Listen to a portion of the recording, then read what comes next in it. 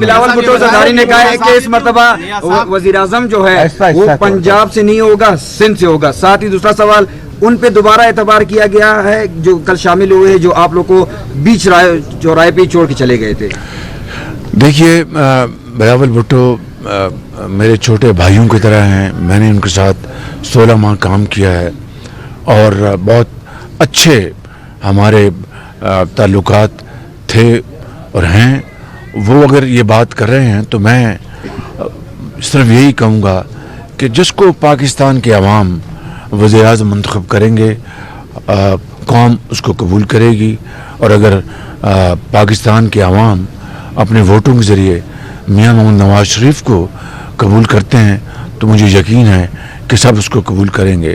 اور یہ بات کوئی چھوڑ کے چلا گیا، کوئی چھوڑ کے آیا، تو جب 2017 میں 18 میں ختم ہوئی تھی ہماری 18 میں جب ہماری حکومت ختم ہوئی، تو اس کے بعد جو یہ 5 سال گزرے، کتنے آئے اور کتنے گئے. میں سمجھتا ہوں کہ یہ کوئی انہونی بات نہیں، لیکن ہمیں پختہ سیاست کی طرف چلنا چاہیے اور پختہ سیاست کی طرف بڑھنا چاہیے. مجھے یقین ہے کہ تمام سیاسی زعماء اور سٹیک ہولڈرز ماضی سے سبق حاصل کریں گے.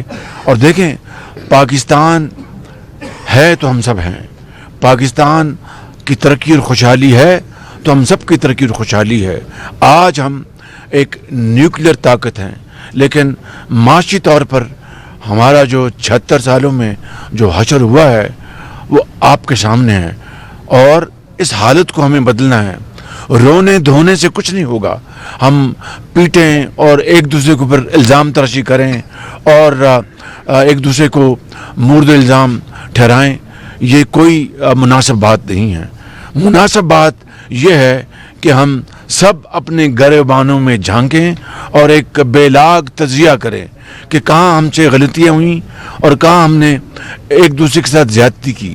اور اس کے نتیجے میں اگر ہم اس مقام پر اگر اپنا سبق حاصل کر کے کہ ہمیں اس خداداد ملک پاکستان جو کہ عظیم قربانیوں سے بنا تھا حضرت قائد اعظم کی لیڈرشپ میں، اگر اس کو ہم نے دوبارہ 76 سال بعد اس راستے پر چلانا ہے تو ایک بہت بڑی اچیومنٹ ہوگی. اس کے لیے ہمیں کام کرنا چاہیے.